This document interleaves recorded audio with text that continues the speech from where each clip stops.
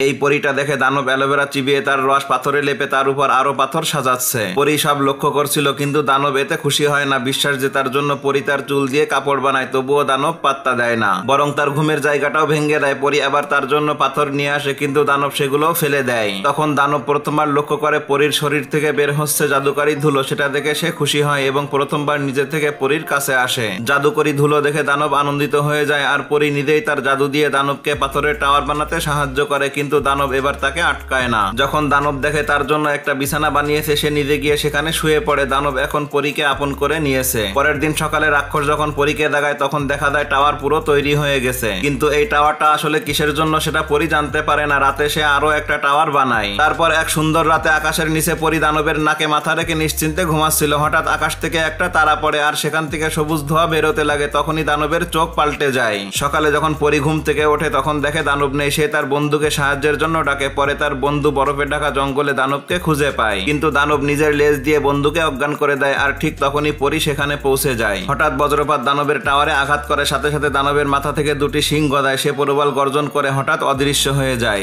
বন্ধু আহত হওয়ার কারণে পরীর মনে হয় দানবটা আসলেই খারাপ, কিন্তু পরে যখন সে দানবের সঙ্গে দেখা করে আর তাকে শান্ত অবস্থায় দেখে, তখন আবার তার মনে সন্দেহ জাগে। হঠাৎ আকাশ থেকে বিশাল এক জাল পড়ে, আর দানব তাতে আটকে যায়। আসলে পরী বনরক্ষী দলের কাছে তার খবর দিয়েছিল। ব্যথায় ছটপট করতে করতে দানব পরীর দিকে তাকায়, তারপর মাটিতে লুটিয়ে অজ্ঞান হয়ে যায়। দানবকে নিয়ে যাওয়া হচ্ছে এটা দেখে পরী কাঁদতে থাকে আর অনুতপ্ত হয়। রাতে হঠাৎ আকাশে বজ্রপাত হয়, আর বজ্রপাত পড়ে জঙ্গলের 4টি টাওয়ারের উপরে। তখনই তার বন্ধু পরীকে আসল সত্যি জানায়। আসলে সেদিন দানব তাকে আক্রমণ করেনি, বরং রক্ষা করেছিল। তাই দুজনেই তাকে বাঁচাতে বেরিয়ে পড়ে। বন্ধুদের সাহায্যে তারা দানবকে মুক্ত করে। পরের পার্ট দেখতে ভিডিওতে লাইক দিয়ে চ্যানেলটি সাবস্ক্রাইব করে রাখো।